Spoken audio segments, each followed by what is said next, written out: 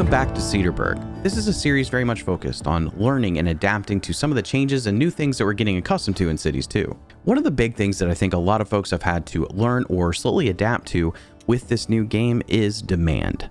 What do Sims want in terms of zoning? So we're going to talk about that some today, and I'm going to give you some examples of things I've done to help balance demand. So go ahead and hit that subscribe button. Please leave a like and drop a comment down below with any other helpful tips you have for balancing your demand. So there's two scenarios I want to address. I'm largely going to be building in the background of this and then occasionally popping over to certain changes I'm going to make in the city that hopefully will help us in the long run, because not all of this is like overnight stuff. You'll see it progress through episodes of Cedarburg and how it helps later on if you keep up with the series. But while we're discussing some of this, I'm going to be working on a park area here just right off of downtown, which actually came out pretty good. So I'm excited about that. And of course, you can use some of the unique buildings you get to help boost your city attractiveness. But ultimately, parks also help, and I want to include some of those in this area. Somebody working on that while I give a little bit of a background of what we're going to be doing to help balance the demand in Cedarburg. So the first scenario is largely focused on how you get your demand to be balanced across all of the different types. For example, it's pretty prominent that we're going to get a lot of low density residential demand and a lot of industrial demand. People want to move in and people also want jobs. But where it can get a little bit more complicated is making sure you can also balance that industrial demand with other jobs you can offer in the city in the form of office space, and high density office space. This can also be reflected in the demand you have for medium density residential as well as high density residential. And the key to getting a really balanced demand meter and having demand across all the different zoning types is really education. Here in Cedarburg, there's already 3 tiers to the education installed in the city. Recently, we added a college, we already had a high school, and we have an elementary school that I just expanded capacity on. But for every city, you need to work towards having 4 tiers of education. Those 4 tiers of education are really significant to being able to get your folks interested in having office jobs, because that seems to be where the most demand comes from, is based on the education level of your Sims. And focusing in on this can also be helpful in the long run, because I've seen huge benefits to residential demand in the form of medium density and high density. This isn't an overnight change though, it's going to take some time, so you want to make sure you establish education in your city early on so that you can help your city's demand meter a little bit more organically. What's interesting about Cities 2 is that it actually looks at taxation for residential based on education level, not just the economic class that they are in. And with the sort of data that Cities 2 tends to focus on, you can actually kind of backtrack a lot of this information down to the individual resident, where they are living, and their education level. It's kind of interesting. So obviously, you need to make sure you have all 4 tiers of education set up. Everything from elementary school, high school, college, and university. Don't forget that college and university are separated. They are not the same. And then what you can do is you can actually incentivize your Sims to actually go and get an education. So how do you do this? Well, you adjust the taxes. Because the taxes are broke down based on education level, you can basically incentivize Sims to go to school and seek a higher level education. So when I was doing early access content, I had this struggle where I couldn't get demand across the board. My friend Toady, who's also a content creator here on YouTube, suggested to incentivize via taxes. So while my first episode of early access was largely about setting up the town, the second episode is where I saw no real demand for anything other than low density residential and industrial. But after adding all the tiers of education, waiting for graduations, I started to see the demand spread out into different areas of residential and office space. Now this is all kind of self-explanatory, but what I thought was interesting is that you can have all these things in and then you can incentivize it with the taxes. So I was able to quickly reverse the trend that I was on with the city, right? And I was able to spread out the demand bars by creating all 4 types of education and then incentivizing the higher education tiers via taxes. So obviously it's important to set up your infrastructure for education, but I just want to make sure that you guys know that you can, hey, we can actually really expand the capability here if we incentivize it via taxes, right? So lowering taxes at the higher education tiers hopefully get folks in there. Now, not only that, but some of your unique buildings can also boost things like graduation rate and I think interest in college. So there's opportunities to do a lot of things associated with boosting your education level beyond just putting the buildings down too. So like I said, you've got taxes to incentivize and you've got unique buildings that can help along the way. I will say this though, when you start setting this up, don't expect the change to happen overnight. It's going to take a little bit of time. As you know, the schools all have sort of a time period that Sims will typically have to spend to get their education level or whatever, right? So you need to wait and see how that goes. And hopefully, if everything is set up properly, you'll start seeing folks graduate, but then you'll also start to see an increase in demand for things like medium density residential, offices, and etc. Now, as many of you may have noticed, sometimes the balance in terms of folks going to elementary school seems significantly high. I mean, in fact, in one city I was working on, I had about 12,000 students eligible for elementary school in a city of about 50K. So in order to accommodate that, I started playing with certain building arrangements, and I was able to figure out a way to build something that at least resembles a college campus. So in an effort to make something that does look like a college campus, I was using a little bit of duplication of buildings. For example, schools. I was able to put a couple schools in. Maybe they kind of look like dorms or something like that. And then for the college, I'm actually duplicating the library, which doesn't really hurt because it improves, I think, graduation rate or whatever. So you're not doing a disservice by having more, but you also start to create some symmetry, which is often found on some college campuses, at least, with like the quads and stuff like that. And with dev mode, I'm able to blend in certain things too. So I'm kind of able to lean on some of that symmetry to some degree, even though I kind of make some mistakes with this layout. So basically what I've been doing is I've been taking the college and the parking lots, and you guys saw me do that recently in one of our other Cedarburg episodes. And I've been sort of building upon this base with the university and other buildings. You can utilize schools so that you have something that, again, looks like maybe it's attached to the college in some way. You can put a couple of those in, and then you start to create this whole campus feel, even though you're bending the truth of what some of the buildings may be. So if you're like me and you're kind of bummed that we didn't get campus DLC type of buildings and stuff in Cities 2 right off the bat, this is one way maybe to, make you feel a little bit better about that. In addition, like I wish we had stadiums and stuff so we could build a full-on college campus, but for now, there's some ways to at least get the look of it, and maybe not all the functionality, but this is how I've been doing it, right? So I've been stacking the university and college together in some format. The buildings to some degree work together. They're not like completely different, even though they kind of are. And then with that, I take pathing or even use dev mode to help kind of blend everything in the campus area together better. And then you start to like lose some of the distinctive like changes in the buildings, right? Because everything sort of is working together by, making some extra paths and adding some grass patches, stuff like that. So that's maybe one step further than many of you might go, because you can still just do basic stuff with pathing and landscaping to make this all kind of at least give the feel of that college campus. So not too long ago, we talked about adding character to your city, which sometimes can revolve around things like landscaping or just making sort of your own parks utilizing just pedestrian paths, and would highly recommend trying to lean on some of that here because you might need more than one of these in your city. You can always add in a couple, or you could do one that is just your university somewhere, your college somewhere, and then you have like a whole campus of both somewhere else, and then you sort of cover everything. Obviously it's just going to depend on your population and what you're trying to accomplish, but these buildings are rather distinctive. This, they have this sort of Gothic look. So I figured if I combine these two buildings and then add some buildings around it to give the impression that they are all working to create this campus feel, then maybe this will work out. The problem that sometimes I've noticed is lining up some of these buildings with some of the attachments too. But the more of that kind of stuff I add in, it just continues to sort of build on this idea. Now, I think you could probably put your high schools in here and continue to expand your campus if you wanted to.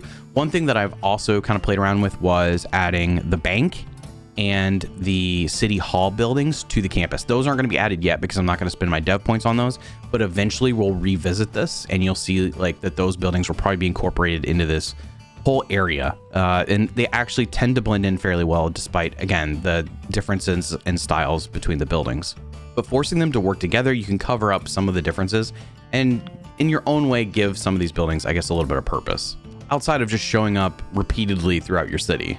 Now, because there's such an odd shortage of people eligible for high school, I'm not going to worry about adding that building here. So we're going to focus on elementary school, college, and university. That's 3 of our 4 tiers. We already have a high school in, so we have all 4 tiers in once this is complete. And because we already had our college, you can see we already have pretty high demand for offices, not just industrial. The other scenario that I was kind of alluding to earlier was if you just have demand for industrial but no demand for residential, then you just don't have enough jobs in your city. So you can start to sort of reverse engineer what's happening, right? So there's been situations where I've ended up with very little low density residential demand, even none, but really high industrial demand. And that is strictly because we're not providing enough jobs for folks. So if you look at that way, there are these couple of things that you can do to fix the issues that you're having, and it's largely based on education and jobs, as one would expect. But the education thing is playing a big factor across several different demand meters, including your medium and high density residential. And again, as you expand your city and you're starting to see some of these imbalances in terms of where the demand is focused on, you can always go back and fix it. Like I did it in the early access where I was pretty far along with my city, not crazy far, but I was getting to a point where it was just like strictly that residential and industrial demand. And after adding the university and adding some unique buildings to boost interest and graduation rate, even adding like a library and stuff like that, I started to see quite a shift into folks, requesting office jobs, basically, right? The dynamic there changed drastically.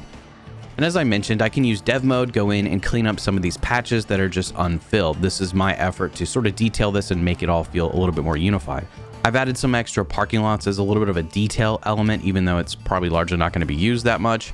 And don't forget, if you don't want to use dev mode, find creative ways of including your pathing. Make those, college campus quads, if you will. Like throw some of those in and it'll help this overall feel. That's what I did before I started using dev mode, and it wasn't the end of the world. It actually helped out a lot. I'm hoping to, over the next, couple of episodes of Cedarburg, we can get some of those unique buildings in, again, to continue to increase graduation rate and stuff like that. That'll help us overall help the demand meter, right? The faster kids are graduating, or the improved levels at which they're graduating, are going to help us and assist us in keeping demand pretty balanced across the board. So of course, you don't have to build an entire college campus. You could just put down your college university, call it a day, as long as you have those 4 tiers of education and you're helping to push kids into the school system, or at least incentivizing, and then maybe adding a couple of those unique buildings that increase, the graduation rate. You should be able to better balance your demand. And you can tell if education is the issue, again, by looking at your demand meter and you're only seeing things like industrial and low density residential. If it narrows down that far, you should really look at introducing education and trying to give your city a big boost. Now, on the flip side, the other issue that you could face that I mentioned a minute ago, the other scenario, if you will, is really focused more so on jobs. So if you have demand for things like offices or industrial, but you have nobody wanting to move in, you need to start adding work to your city. Now, there's a couple ways to do that. We'll probably be discussing those a little bit further in future episodes, but I can go ahead and tell you that things like some of your specialized industry, like unique buildings that you can get, will help with that to some degree. Now, these are somewhat limited in how many times you can utilize them, stuff like that. It's not a perfect system, but hopefully incorporating a couple of those buildings can give you a little bit of assistance. Now, again, by breaking up your education, you should get more office demand too, so you can accommodate some of your needs for jobs via offices.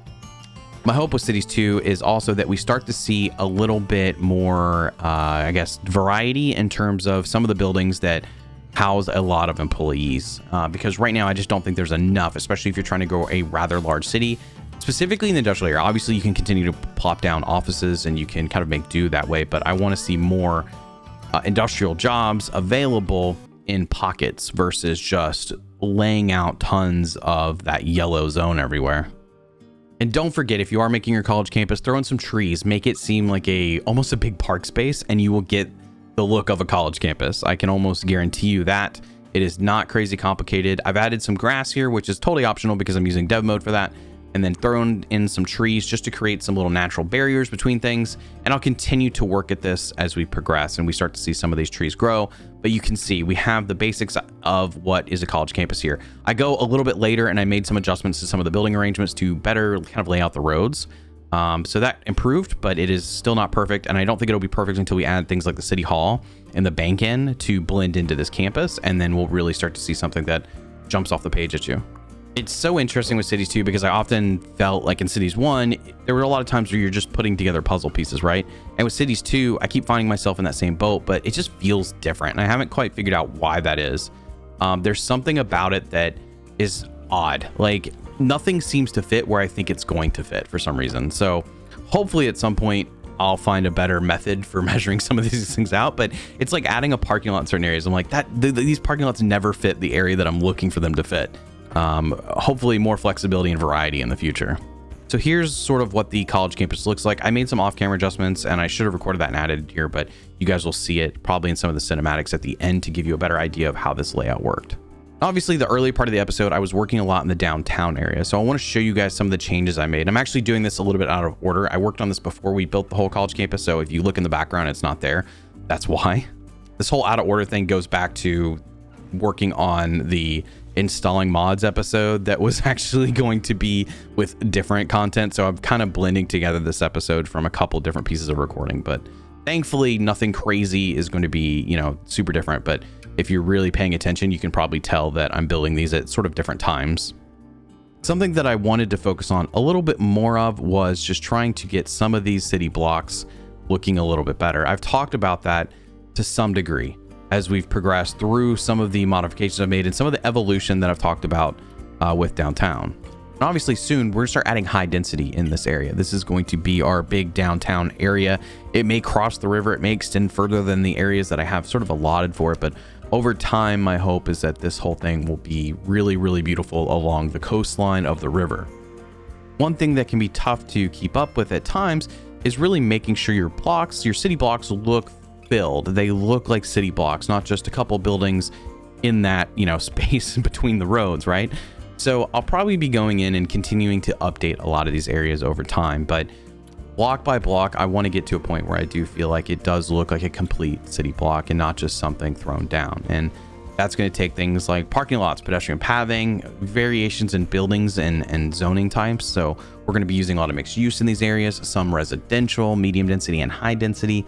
And then hopefully down the road, we'll add some offices in and be able to fill up this to, you know, make it look even more appropriate for what it's supposed to be. So like I mentioned, a lot of the low density residential I placed early on is going to get replaced with medium density, even row houses, and high density. So we're going to continue to expand downtown. We're going to try to accommodate the demand that I hope will spread out into more of the medium and high density residential with the education changes we've made and the incentives we've added. And then we should be in a pretty good place to build a pretty robust downtown, which I'm excited about. But let's talk a little bit about what I want to focus on in terms of Cedarburg moving forward. I think we need to spend some time on industry, especially specialized industry, get some sort of episode out in terms of how we can make some realistic looking farms and stuff. I also want to do an episode kind of focused more so on like mass transit and adding in railways to the city and getting maybe some tram stations or something like that. I haven't figured out how far we're going to go into that in terms of what we're going to add to Cedarburg, but at least having some public transit would be awesome. I think this is also a city that will be geared for having a subway system as well. At least that's something I would kind of like to have. So those are things that I think we'll be touching on in the upcoming couple of episodes. And beyond that, I'd love to hear more about what you guys want to see added to Cedarburg. If there's some sort of project or something that you guys want added in that could add to the overall space, but also give us like an episode to focus on something, let me know down in the comments below at any point on any of the episodes. Obviously, feel free to give feedback in terms of what you guys would like to see us take on. Because I think this is about episode 7, and we've been able to touch on a lot of subject. This is, I think, episode 7. So we've been able to touch on a lot of different things with Cedarburg and focusing on some of those things. And now we're getting into a little bit more of the advanced stages of the city. Not super fast, though. We've been sort of taking our time. And as you can tell, our population isn't crazy high. We don't have a very big city right now, but I do think that'll be speeding up a little bit with some of the progressions we're going to make in terms of industry and stuff. So I want to see where we can get overall in the next couple of episodes with a couple of things I already talked about. But beyond that, I'm really not sure what else, like what other feature things we're going to have in the city just yet. But hopefully we'll come up with some ideas and some helpful things that we can incorporate to inspire you guys and to have good discussions about, you know, some other ways of building, some things you can do in your city. Because that's what the series is for, is a little bit of combined learning between you guys and myself in terms of what we should be adding to the city, what we should be building, and how we can build them to be maybe better. And I hope you've enjoyed the series so far. Obviously today was a lot about education, building a college campus, which was sort of embedded in the video. But I do hope that this helps you with some of your demand. And if you are having any sort of issues like that, it gives you some answers, or at least gives you some ideas for how to address it. But with that, be sure to subscribe to the channel. Please like the video, and I will see you all next time. Take care.